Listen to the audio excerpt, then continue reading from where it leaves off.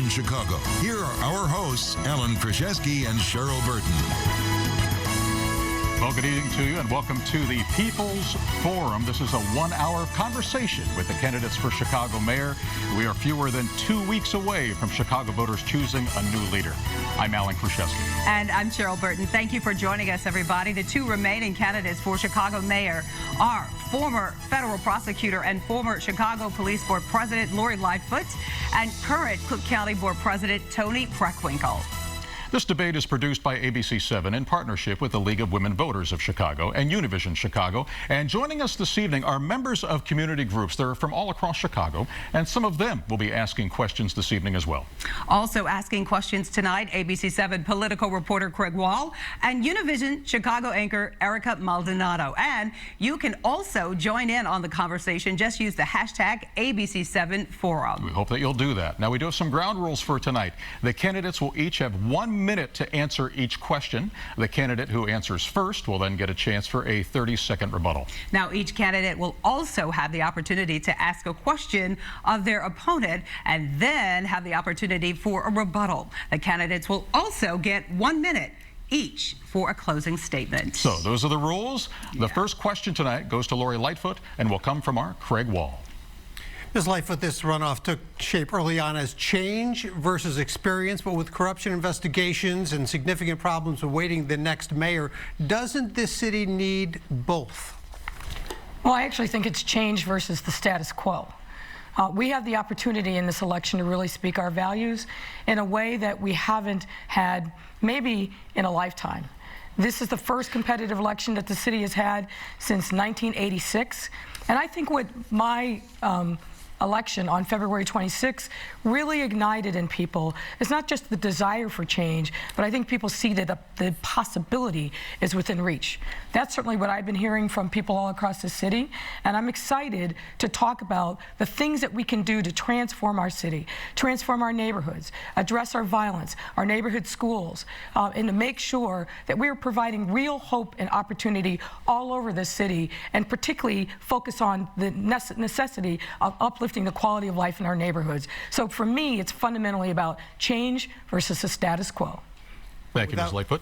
Without a lot of experience, your opponent, President Preckwinkle, has made a big deal of the fact that she has a lot of experience. How do you deal with the idea that you are not change, you're the machine and the status quo?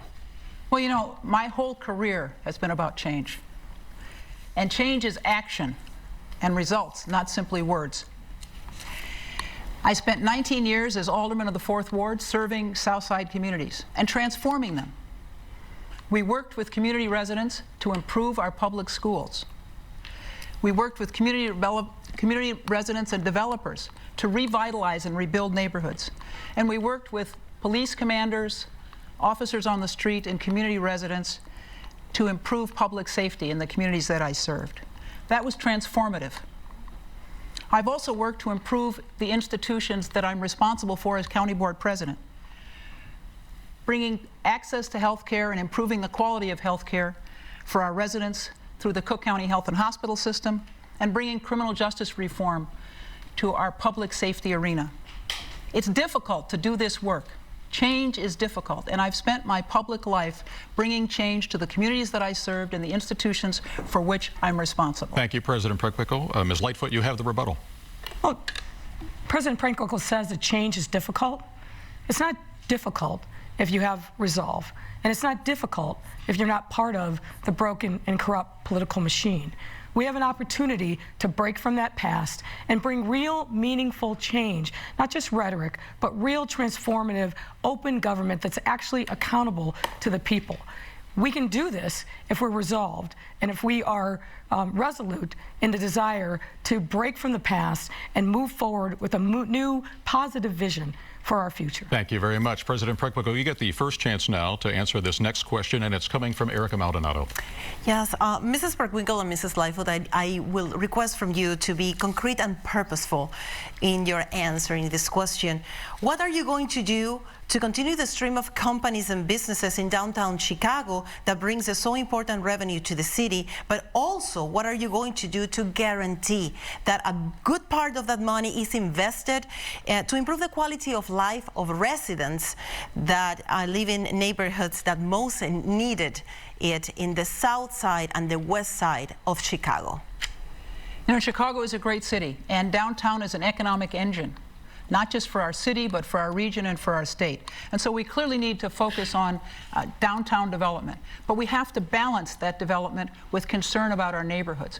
We cannot have a world-class city. We cannot have strong neighborhoods without strong schools, without people feeling safe in their homes, and without investing in our communities. So we really have to take on the challenge of balancing downtown development and neighborhood development.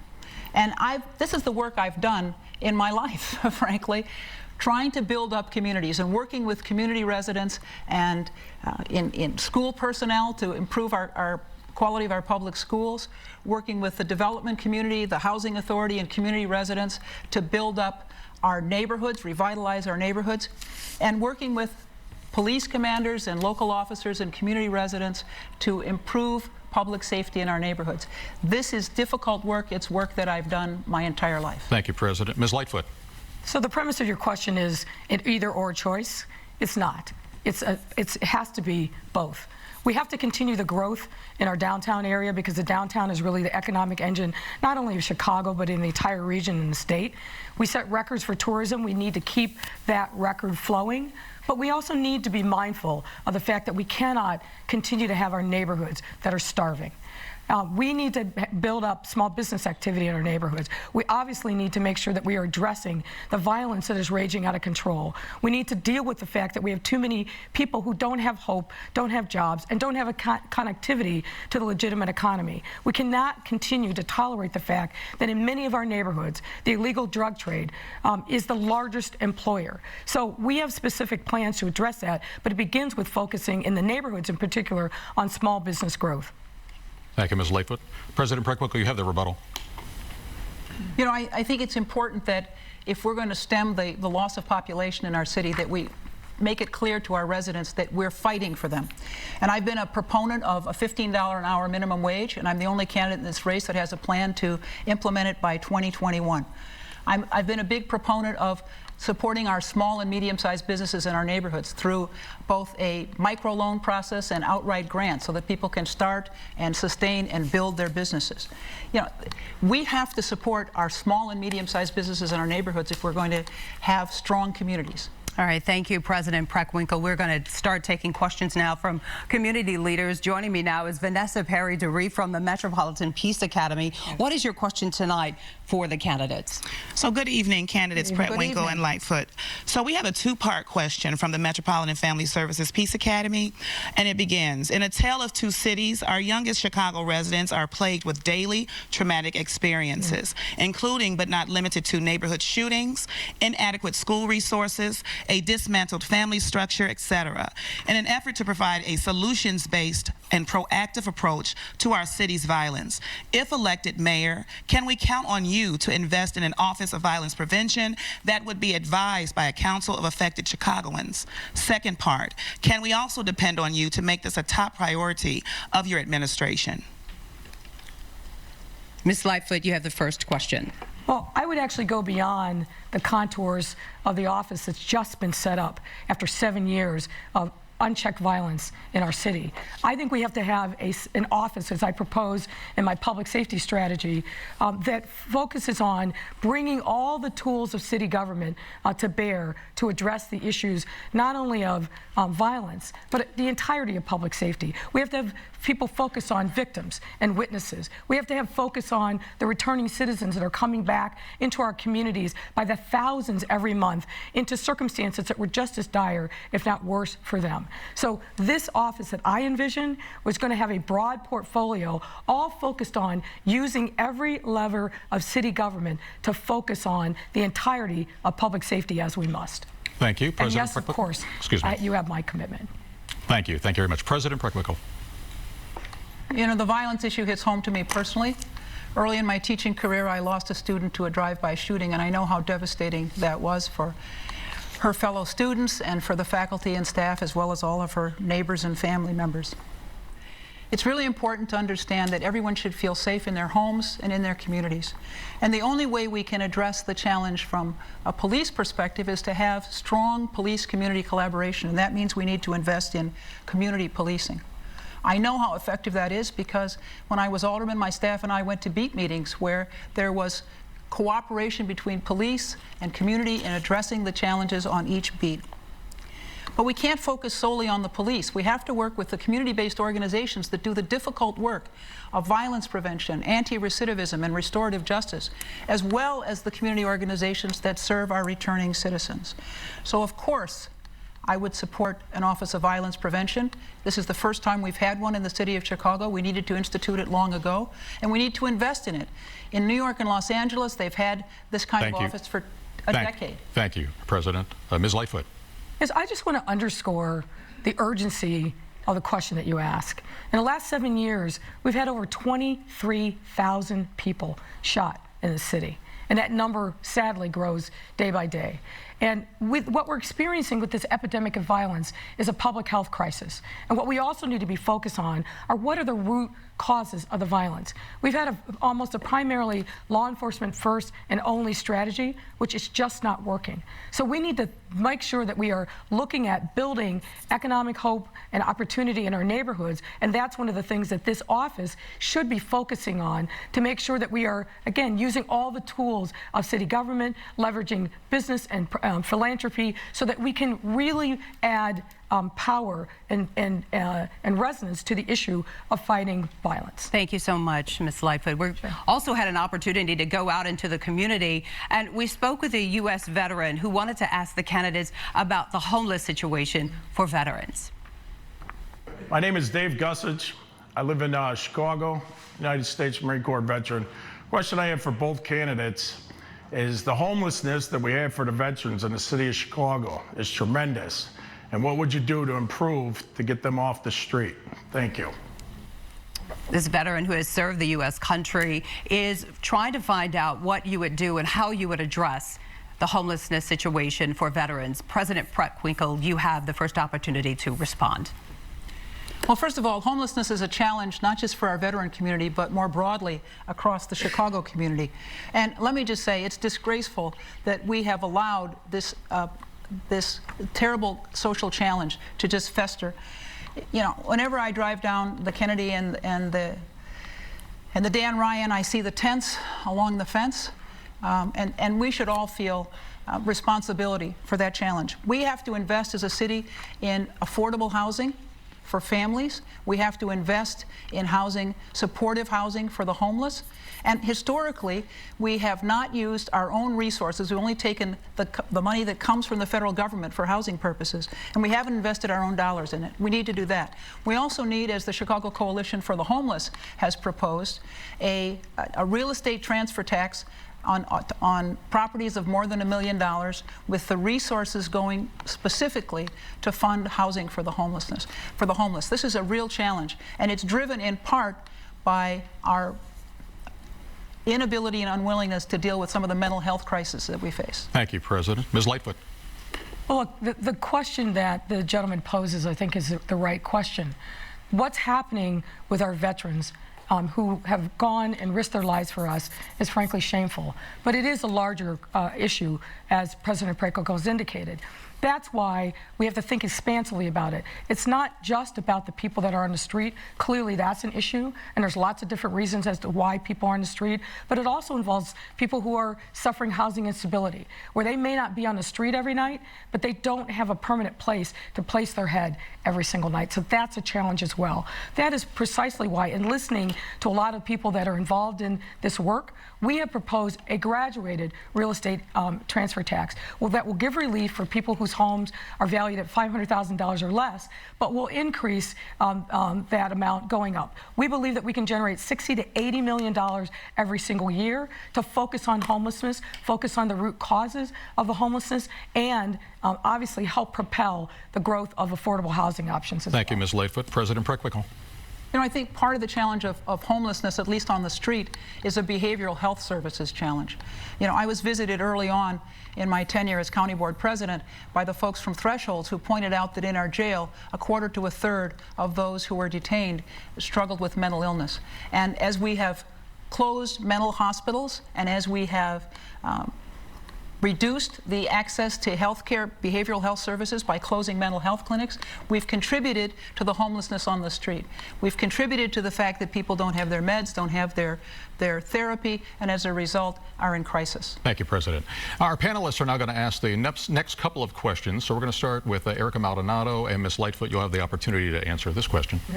Chicago is probably facing the largest budget crisis in modern history because of pension liability. What do you propose to get new revenue? And if that includes raising taxes, be specific about what those increases will be. Thank you. Well, look, there's no question that we're going to have a serious conversation about revenue. But I think we have to build the case for revenue with our taxpayers by demonstrating to them first that we are going to be proper fiscal agents of their hard-earned tax dollars, and we can't say that now. For example, there was a report that just came out last week that in 2018, we spent as a city $113 million on police settlements, judgments, and attorney's fees in 1 year alone. There's not a sense of urgency around that. We have a $9.5 billion budget in the city proper, not counting the sister agencies, and we have no risk management function. I don't know any business or any organization with that kind of budget that doesn't have somebody who's focused like a laser beam every single day on identifying and mitigating risk, but yet in the city of Chicago, we don't have that. There are other things that we need to do to demonstrate to taxpayers that we're not treating them like an ATM machine with no limit. We have to show those things first before we talk about revenue sources. Thank you. President Preckwinkle. You know, I think this is an equity issue, and we should look at it through an equity lens. That's why I always begin by talking about the importance of having a progressive income tax at the state level, not just to fund the state and deal with its fiscal crisis, but also because the state funds local units of government, and we want that revenue to be raised as equitably as possible. You know, over the last 9 years as county board president, I've balanced 9 budgets. We've made $850 million in cuts. We've reduced our workforce by 13% and our indebtedness by 11%. These were hard choices and difficult decisions, but we made them. And this is the experience that I've had to bring to our present challenge. And let me just say, there are obvious things we can do. We need to look at the TIF programs, tax increment financing districts. All of the downtown is TIFed. Clearly, we don't need economic development incentives downtown. We need to unwind some of these TIFs and declare TIF surpluses so we have additional revenue. We also need to look at things like workman's comp. The city has 35,000 employees and spends $100 million on workman's comp. The city has... Thank you, President. Thank you very much. Your rebuttal, Ms. Lightfoot. Well, President Preckwinkle pointed to progressive income tax, marijuana that will come online eventually, and I favor a Chicago-owned casino. But the reality is none of those things will come online soon enough for us to address the structural deficit that we're facing this year and the required payments on the pension that are going to be necessary next year. That's why we need to think about progressive income sources. But as I said before we get there, we have to make sure that we're demonstrating to taxpayers that we're taking their taxpayer dollars seriously. Thank you very much. Our next question now coming from Craig Wall, and President Preckwinkle will get the first chance to answer. As we look at all the financial concerns that are going to be on the table for the next mayor, whichever one of you it is going to be, what happens when it comes time to negotiate all the new contracts that are going to be coming up with city employees, specifically the Chicago Teachers Union, which is up in June? President Preckwinkle, you have gotten the support of the CTU. How do you negotiate contracts that are going to be fair to those teachers, but also to the taxpayers? You know, the first responsibility of an elected official is to the constituents. So that's your first responsibility. But you also have to be fair to your workers. And I think it's really important that we understand over the last 9 years, we've had several contract cycles in the county. We've negotiated fairly with our workers, and I'm pleased to say that I think we've gotten a good deal for our taxpayers as well. And that has to be the priority, getting a good deal for your taxpayers. And you know, I think that you can take support from unions and deal with them fairly. It's not taking financial support doesn't preclude you from doing the right thing by the taxpayers. And I think I've shown over the last 9 years that I can both deliver for our taxpayers and also provide decent wages for our workers. But some would argue that when you have a cozy relationship with them, you're going to owe them something. The first priority of any elected official is to serve all of their constituents. And I think you can do that and also deal fairly with your workforce. Thank you very much. Ms. Lightfoot. Look, the CTU is obviously an important institution in our city, thanks to the work of Karen Lewis and a lot of other folks. In thinking about negotiating that particular contract, we have to think about it in the context of what is that we need to do to make sure that we are creating the best, most nurturing and safe environment for our children. That is the instruction and vision that I will give to negotiators in thinking about that contract. But stepping back from any particular union, look, I'm a kid who grew up in a union household. My father was part of the Steelworkers Union. I believe in the power and the necessity of collective bargaining. That's important to make sure that our workers get a fair shake. And of course, we need to value the taxpayers in thinking about those different negotiations. So I'm confident that in the contracts that are up, whether it's CTU or the police or fire, that we're going to come into that with the right spirit and right attitude to get a contract that is fair to the workers, but also fair to the taxpayers. Thank you, Ms. Lightfoot. We have another question from a community. Excuse me, Cheryl, you just need to jump in for a second. I believe President Preckwinkle gets a rebuttal. Yeah, you know, I think it's important to understand that in contract negotiations, things aren't entirely about wages. They're also about working conditions. And as I've talked to the teachers, one of the things that they've impressed upon me is, look, we want resources for our schools. We want to be sure that each of our schools is adequately resourced. And right now, resources are not adequately distributed because some schools have greater needs than others. And one of the teachers said to me, look, if I could have social workers in my school, psychologists in my school, other paraprofessionals to support my kids with wraparound services so they could do well, I'd be happy, whether or not we got a salary increase. Thanks so much, President Preckwinkle. Again, we have another community leader, Barbara Lumpkin, representing the Chicago Urban League. What is your question for the candidates tonight? If elected, what will you do to create thriving, livable communities and stem the tide of out-migration of our city's residents, particularly in some of the city's most disadvantaged and underinvested minority neighborhoods? Ms. Lightfoot, you are first to respond. Well, I think the first thing we have to do to address that question is address the violence that is plaguing way too many communities. Businesses are not going to invest. We're going to have a difficult time rebuilding our neighborhood school system. We're going to have challenges in rebuilding the social safety net to make sure that we're eliminating the medical, the food, the pharmacy, the mental health deserts if we do not address the violence. No one is going to be investing in neighborhoods where they don't feel safe, where their workers are going to be under siege, and where their property may be damaged. So for me, the top priority in thinking about economic development has to start with creating true, safe neighborhoods. I don't want a city where public safety is a commodity that's only available to the wealthy. And to put a finer point on it, I want to make sure that we eliminate a circumstance where children are growing up with fear as their norm. We have to address this violence. Thank you, Ms. Lightfoot. President Preckwinkle. You know, Chicago has been challenged by a flight of black working and middle-class families. And when I was alderman, when people walked in my door and said, I want to live in the neighborhood, there are two questions they asked me. Are the streets safe and are the schools good? So the first challenge we have to address is being sure the schools are safe, the streets are safe. And we do that in conjunction with the police, of course, working with commanders and officers and community residents.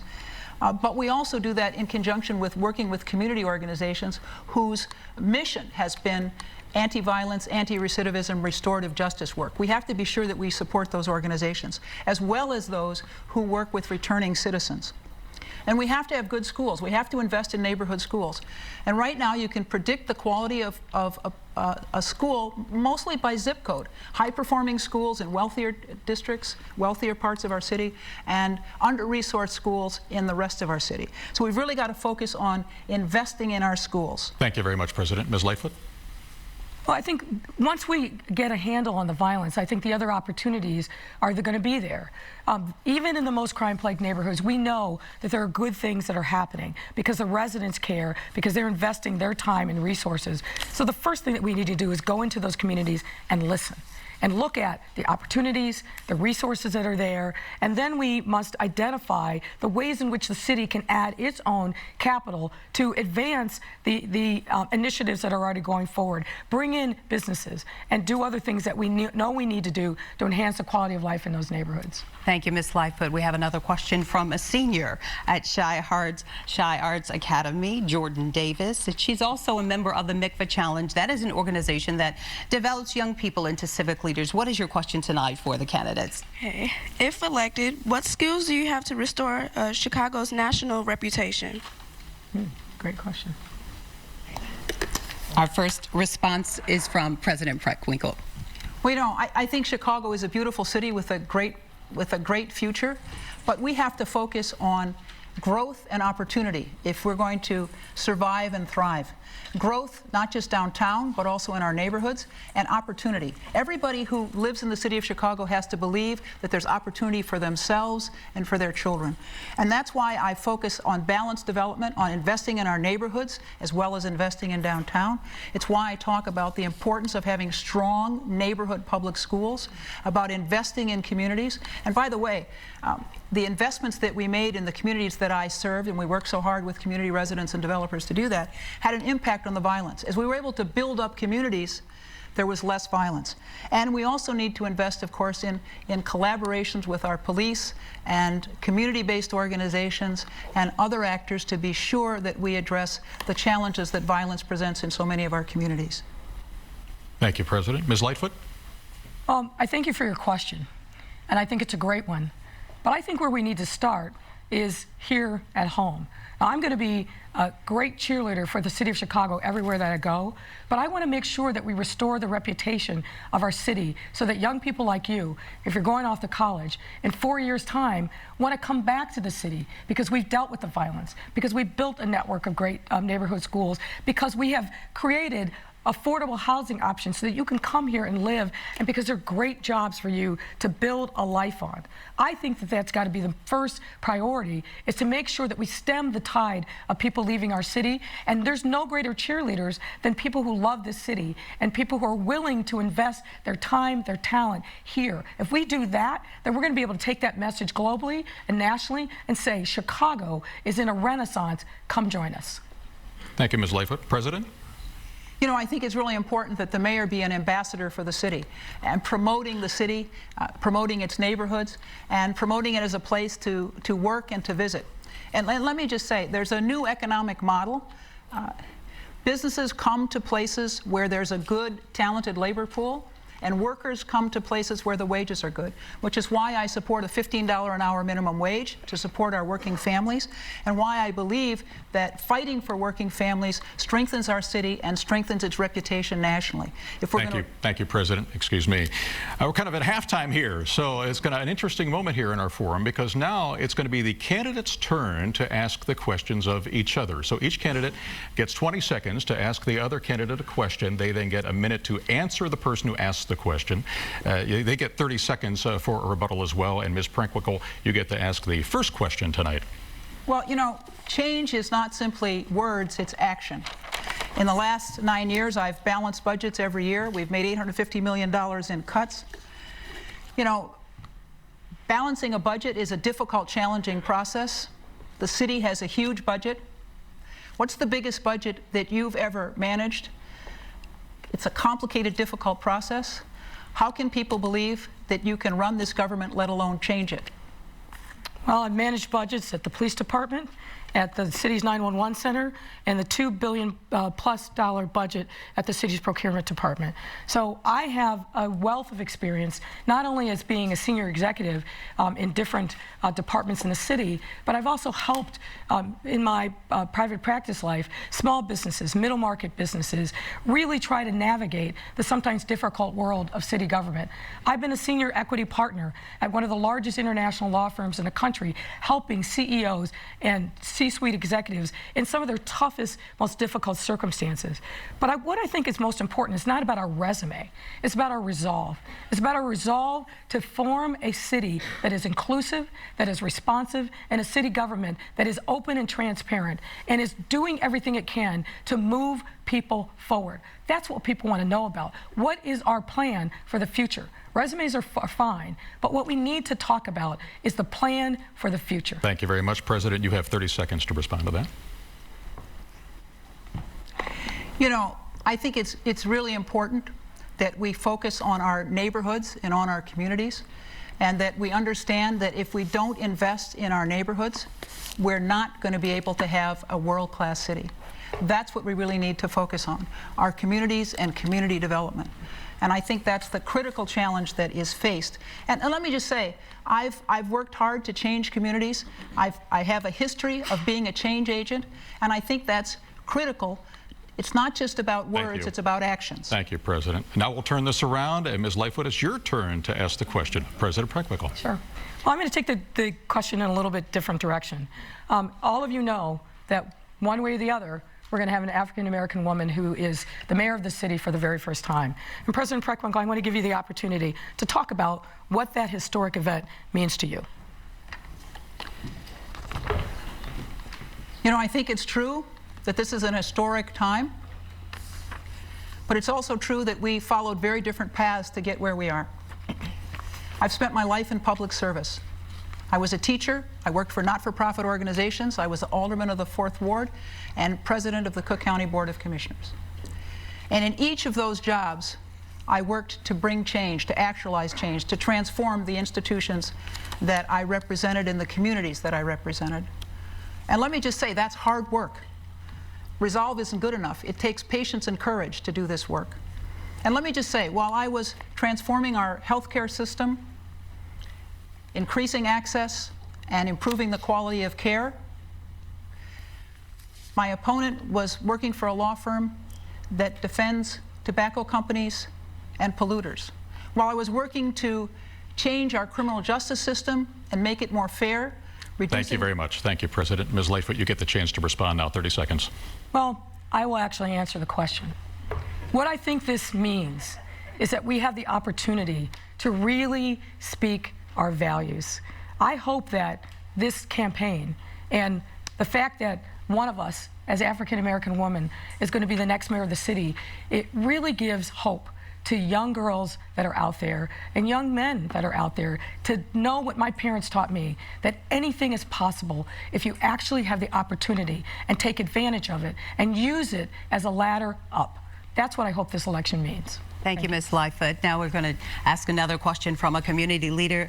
Nina Dueñas is representing the vice president as the children's programming at El Valor. What is your question tonight for the candidates? Yes, good evening. My question is about where you stand in regards to our current mayor's initiative on universal pre-K and the impact that this will have on families and choosing, parents particularly, choosing where they will send their 4-year-olds for preschool education, and the economic impact that it's having on non-for-profits across the city. Ms. Lightfoot, you have the first opportunity to respond. Well, what we have said and is reflected in our education policy is this, that of course 4-year-olds should be in pre-K, but so should 3-year-olds. And so I think study after study tells you that partnering those 3-year-olds and 4-year-olds together is really important. And one of the things that I have concerns about and that I've heard from people that are in community-based care is that the program was rolled out without any consultation of them, that is particularly distressing to folks who spend a lot of time training and recruiting bilingual teachers. And there's a lot of uncertainty about what this is going to mean for those kind of community-based care. I think we have to reset this conversation and engage people to make sure that we are actually meeting the full needs that are out there and we're not devastating those community-based programs that I think is critically important. Thank you. President Preckwinkle. Well, I understand that this rollout came without consultation with community-based organizations and community activists. And the real challenge is that although we need care for clearly 3-year-olds and 4-year-olds as well. For many of the community-based organizations, they use the subsidies they got for 4-year-olds to cover the costs of their 3-year-olds. So the community-based organizations were reliant on that 4-year-old population to support the other work that they do with younger young people. So we don't want to destroy the community-based organization network that's been created over time that serves so many of our neighborhoods, and we have to be sure going forward that we work with them and consult with them to be sure that the plans that we have ensure their survival. Many of these community-based organizations have long traditions of supporting working families in their communities, and we really need to be sure that they survive in this changed environment. I believe in universal pre-K, but we've got to be very careful to be sure that we're supporting our local community-based institutions as we make these changes. Thank you. Ms. Lightfoot, your rebuttal? Well, I would like to see us actually not just focus on 3- and 4-year-olds. I want to make sure that we have a plan to actually bring early childhood education at the earliest possible stage and involve the parents. We want to make sure that by the time that a child reaches kindergarten, there's no achievement or education gap. And I think we have a way that which we can do it. There's funding that's out there at different levels, particularly from the federal government. That's part of our education plan. I want to make sure that we are providing those kind of opportunities in the community. Thank you very much. And we're going to now return to our panelists. The next question comes from Erica Maldonado, and it goes to President Preckwinkle first. President Preckwinkle, the CPS sexual scandal has actually shaken parents, teachers, kids, and all of us residents of Chicago to our cores.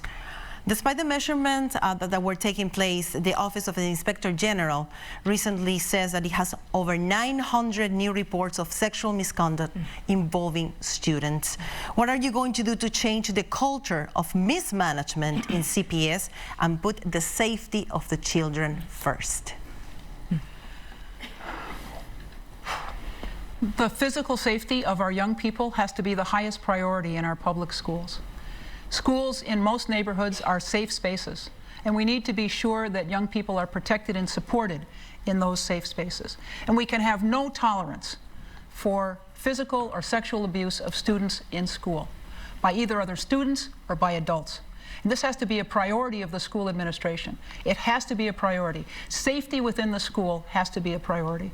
And it's disappointing that the Inspector General still finds that there are considerable challenges in vetting employees and holding employees accountable when they are guilty of misconduct. So this has to be a priority of the administration going forward, and I would just say that it's been a challenge in the public schools for quite some time. This isn't something that just started in the last year or two.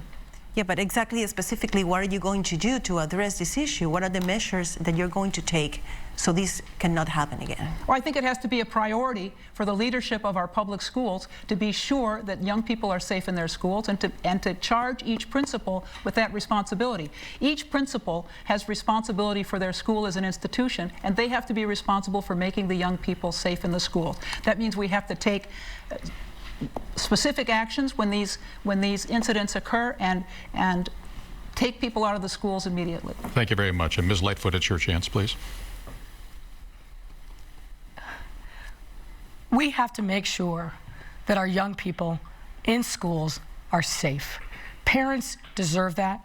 Our children deserve it. It's been an epic fail of leadership, starting with the mayor and with Janice Jackson and her team. The Chicago Tribune issued a FOIA request in mid-January of 2018. They did nothing to protect our children until after the Tribune story broke on June 5th. That's almost 5 months of inaction. What we need to be doing is obviously screening better for background checks. We need to make sure that our children know their rights, as do the parents. We need to have anonymous hotlines so that people can report misconduct. There needs to be auditing of everyone who's involved in any activities related to our children. We need to make sure that when there is a problem, that we have trained professionals who understand how to ask questions of young victims. There's a lot of things that we can do. There's best practices everywhere, but we have to have the resolve that our children must be safe in school. Thank you very much. President, you have your rebuttal. Sure. I think that one of the things we need to do immediately is ask for the prosecution of the adults who have been found to be involved in these cases. You know, One of the best things you can do is make it clear that you have no tolerance, zero tolerance, and one of the ways to do that is to ensure the speedy charging and trial of people who are engaged in bad acts. This has to be a priority of the school system, ensuring that our kids are safe. In many of our neighborhoods, the safest place in the community is the school, and we have to be sure that students within those schools are safe. Thank you, President. Our next question comes from Craig Wall, and Ms. Lightfoot, you'll have the opportunity to answer this question first. The Jason Van Dyke case was back in the news, and it's a stark reminder to many about the need for continuing reforms in the police department. Yes, we've made some progress. There have been additional training protocols put into place, body cameras. There's now a consent decree. But what would be your first focus as mayor to move that forward? Well, look, obviously implementation of the consent decree is important, but I want to comment about what I think the judge's sentencing in Van Dyke tells us. It tells us that judges have to be under the same scrutiny as everybody else in the system. We can't focus just on the police. We can't focus just on leadership within the police department, because if we make those changes and a jury has the courage historically over 50 years to find an officer guilty of murder, and a judge essentially gives him tantamount to a slap on the wrist, that tells us that judges have to be just as accountable in the system as anybody else. Obviously, there's a lot of progress that has been made on the path towards reform, but we have a significant amount of work that needs to be done. No one knows that more than I do, because I've devoted a significant amount of my time and resources to making sure that we move forward. I will finish that work when I become mayor of this city. Sounds good, but how do you hold the judges accountable? Well, I think, frankly, you make sure that people who are out there understand exactly what this judge did. You publicize it. We make sure that the Democratic Party actually holds people accountable and doesn't support judges who are giving lenient slaps on the wrist to people who are murderers. That's how we do it. I'd like to jump in here, and as we go to President Preckwinkle for your response on this, and ask both of you, because you'll have a chance to respond too. But this is a case as well where the law is specified by the state legislature, and was not the judge in this case using the guidelines set up by the legislature for second-degree murder and aggravated battery? Is it an issue of action that need to be done in Springfield first before you can hold the judges accountable? Well, let me respond to the initial question. What about the Jason Van Dyke case? I think it's important to remember that in the same week that Jason Van Dyke was found guilty of Laquan McDonald's murder and got 81 months as a sentence, the young man who was convicted of murdering Hydea Pendleton at less than a mile from my house got 84 years. The young black man got 84 years. Jason Van Dyke got 81 months. And I think that's a travesty. And look, Jason Van Dyke was the first police officer in 50 years convicted of murdering one of our residents. He's not the first officer in 50 years who has murdered one of our residents, and we have to be sure that we understand that. We surely have to invest in the professionalization of our police. That will help. We need to hold our police accountable. We have to end the code of silence in the police department and the racism that permeates it. But we also have to hold judges accountable, and that's why, as chair of the Cook County Party, for the first time in the party's history this year, we decided we would not support a judge for retention. And we worked hard with community activists to defeat Matthew Coughlin, who was, as an assistant state's attorney, was involved in the wrongful conviction of two young men who spent a total of 23 years in prison. Thank you, President. Thank you. President, would you fight to change the law so that second-degree murder is not a 6 3/4 year sentence? I think the issue is judicial discretion and not the law. And as I said, we have to hold judges accountable in the way that the party did in this last cycle, where it said this judge does not deserve to be retained, and we worked hard to defeat that judge in conjunction with community activists. Thank you. Ms. Lightfoot. I don't think we can be doing a victory lap when in the history of the Democratic Party's selection of judges, that one judge got singled out. It's not just one judge. When you go to 26th Street or any of the branch coaches and you see what happens there, there is a lack of humanity, a lack of empathy that is played out every single day. We need to shine a spotlight on what's happening in the criminal justice system around these judges. It's not a single judge, and there's more to be done. And it's not a question of changing the law. It's applying the law as warranted. And President Preckwinkle is right. 84 years for a murder, 81 months for a murder. Thank you. What sense does that make? Thank you. Thank you so much. Now we're also back here talking to community leaders. Catherine Mardox is joining us. She is the president of the Chicago chapter of the League of Women Voters. What is your question tonight for the candidates? Thank you. This question is inspired by challenges we experienced in the campaign to rename a street downtown after Ida B. Wells. The current committee system gives the mayor extraordinary power over the city council's legislative agenda. The mayor essentially appoints committee chairs who have the sole power to decide what is placed on the committee meeting's agenda. Measures must first pass out of committee before coming up before a vote before the full city council. As mayor, would you be willing to make a change to this system? President Preckwinkle, you have the first opportunity to respond. Well, I served in the city council for 19 years, and believe me, I was never a committee chair because I was always part of the loyal opposition. But let me just say, this is the only legislative body that I know where the executive branch tells you what committees you're on and picks the leadership of those committees. And so the first thing we need to do is make the legislative branch be a legislative branch. You know, choose your own leaders, decide your own committees, and work with the executive branch. We have 3 co-equal branches of government. The executive branch should not be dictating to the legislative branch the committee chairs and committee assignments. That's just fundamental to our democracy. It's hard to have an effective legislative body when the executive exercises so much control over it. And it's hard to have any oversight over government when the executive branch holds committee chairmanships and committee assignments, dangles them as carrots in front of the legislators. So we've got some real challenges there.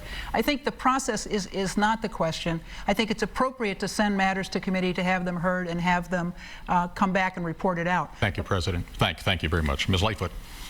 I think the problem with the city council is actually more fundamental than that. And I'd start with the structure reforms that are necessary. There should be term limits on a committee chairman, but there also should be an elimination of something called automatic prerogative.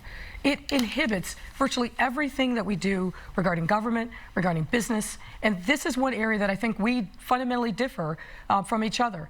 I think automatic prerogative, which has been at the heart of public corruption cases where aldermen have been sent off to federal prison, has to be something that we have to drive a stake through, starting with day one.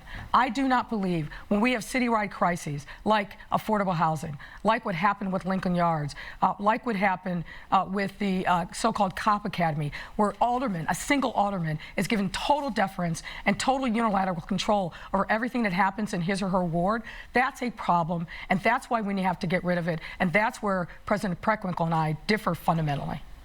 And we're going to go to President Preckwinkle. Do you agree with that, or do you disagree with the statement regarding automatic prerogative?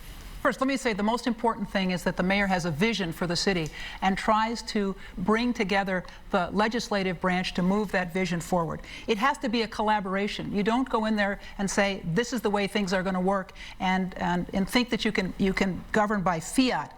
It's all, the most critical issue is to have an aldermanic understanding and with collaboration with the mayor. But I think the critical issue is outside employment.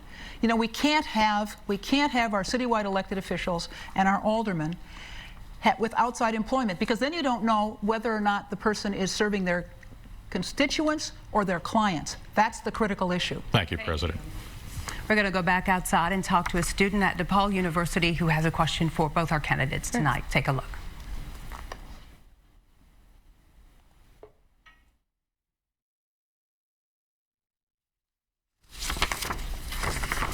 We're having some problems involving that, but Cheryl, do you have the question that the student put? The question was, how do you plan on making the voices and the concerns of the community heard, not just with the 50 aldermen, but also inclusion with your citizens who elected you to office? The first response is Ms. Lightfoot. Sure. Well, I think what you have to do is actually be present in the community. You have to make sure that you have a relationship with community leaders, people who are care about their community, are doing everything they can to uplift the quality of life in the neighborhoods, and not just work through the elected officials. That, I think, is the way that we will get things done. I know from my work on police reform and other matters that are challenging, that the best results you get is by bringing the stakeholders together at the front end of a conversation, not the back end, and engaging in a real conversation about what the needs are, what the path forward is on solutions.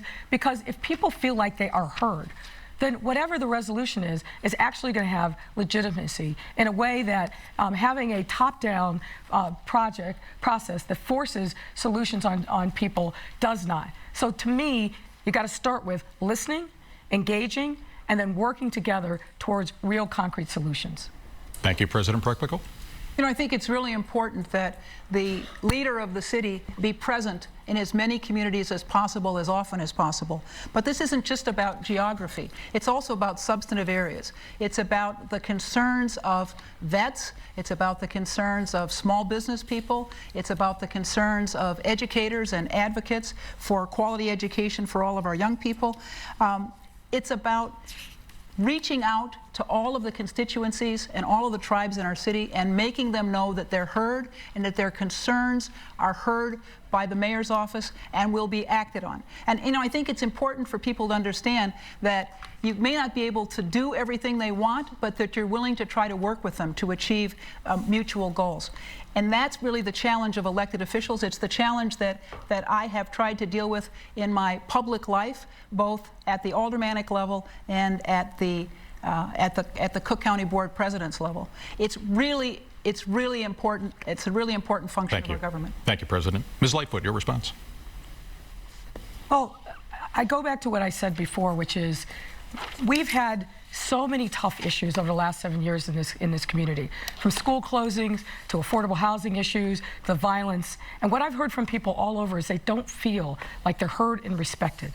I think the most important thing that we can do to make sure that people feel like their government is actually working for them is to open it up, make it far more transparent, and make us accountable to the people, listening, engaging.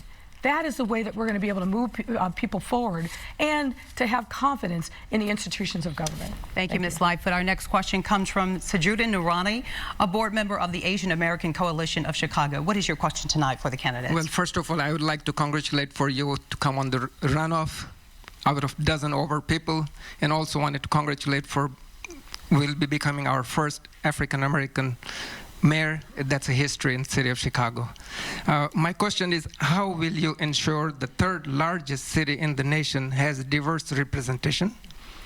Currently, Chicago has one of the largest Asian American population in the nation, yet it has close to none elected officials from Chinese, Filipino, Japanese, South Asian, which is Pakistani and Indian, Muslims in particular, Hindu, and many other Asian ethnicities in communities. How specific actions you as a mayor would take to address issues facing Asian American in city of Chicago? Thank you. President Preckwinkle, you have the first response. You know, I've always believed that America is a great nation because people have come from all over the world to make it so. And that's what I used to say to my history teachers when we began our American history classes. Diversity and inclusion have been the hallmark of my administration over the last 9 years. We've made a real effort to try to be sure that all of the communities of the county are represented in our government. But more than that, we've made an effort to support our immigrant communities by ending our cooperation with immigration and customs enforcement in our criminal justice system.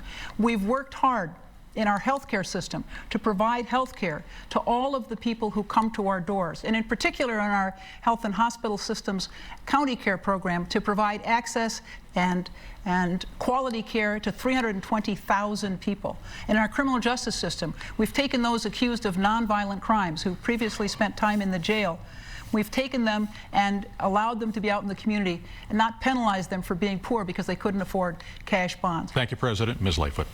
Well, I think you start with making sure that you're engaging people in various communities and look to the leaders of those communities to provide you with names and backgrounds and resumes, and then you point people to high-profile positions, not token positions, but show and reflect the diversity of our great community through your cabinet appointments. I think you have to go beyond that, though, and make sure that you're thinking about ways in which you can create a pipeline of the next generation of leaders. That, I think, is also critically important. I spend a significant amount of time in my law firm as the co-chair of diversity and inclusion. I know from that hard work breaking open institutions where people that look like us haven't traditionally been is not easy. What it takes is perseverance and persistence in making sure that we're doing everything we can to empower people and showing to others that diversity really does matter. We get the best results by making sure that we've got diverse voices, not just ethnically, racially, but also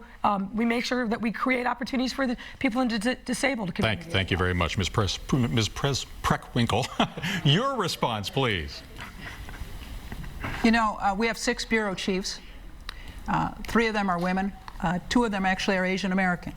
I think it's important that we provide high-profile opportunities for people of all descriptions to be leaders in county government and in city government.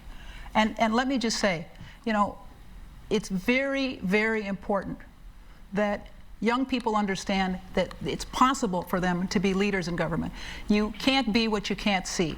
And so we have to model for our young people inclusion and diversity. Thank you, President. Appreciate that. Okay, the final question is not going to be as involved as what you've been through before. In this case, you're going to have a very short time to answer, actually only 20 seconds to answer this question. There's no rebuttal involved here. And here's the question. If you are elected, what is the first thing you'll do when you take office? What is your main priority when you sit on the 5th floor of City Hall? Ms. Lightfoot, we'll start with you. Well, if I'm elected on April 2nd, that night I'm calling Superintendent Andy Johnson, and I'm going to convene a meeting with he and his executive team to understand what their plan for summer violence is and make sure that we start doing that now. That can't wait until we take office. That has to start day one as a mayor-elect to make sure that we have a real plan to keep our communities safe. Thank you. President Preckwinkle, what would you, first thing you would do?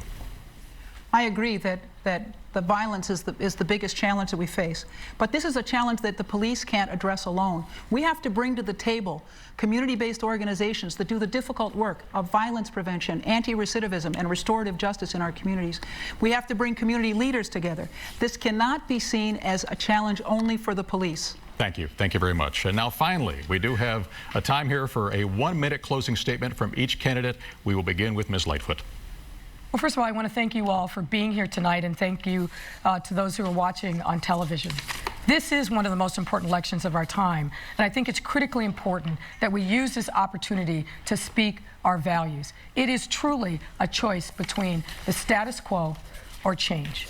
What I offer and what I envision is a city government that takes on and resolves the tough challenges, like violence, like rebuilding our neighborhood schools, like making sure that people in our neighborhoods and all over our city have real economic hope and the possibility of thinking about their lives beyond their current situation, because we have inculcated every single one of our neighborhoods with hope and optimism and a vision for change. That is what we have the choice of in this election. I stand as a Democrat, but a different kind of Democrat who is independent from the broken political machine and offers real hope and change and leadership. I want people to believe in our government again. I want them to believe in this city. Thank you very much. President Preckwinkle. You know, my whole career has been about change. And change is action and results, not simply words. As alderman of the 4th Ward, I work to transform communities, working with principals and parents and community residents to improve our neighborhood public schools, working with community residents, developers, the Chicago Housing Authority, and others to revitalize struggling communities, and working with police commanders, local officers, and community residents to bring safety to our streets. That was transformative. It's hard, difficult work. It takes courage and patience. I've also worked to improve the institutions that I am responsible for as county board president, bringing health care to 320,000 people who didn't have it before, at a time when it wasn't clear that our healthcare system would survive, making it sustainable, making it thrive. Bringing criminal justice reform to the public safety arena, where when I came into office, there were 10 or 11,000 people in our jail on a daily basis. Thank you, now President. There are only 4,000. Thank you. And that brings a close to our community forum, and we do hope that you've enjoyed spending this past hour hearing from the candidates. We want to thank the candidates and, of course, all the groups in attendance here for joining us. Thanks again, everybody, for joining us tonight. Remember to get out the vote on April 2nd. Good night, everybody.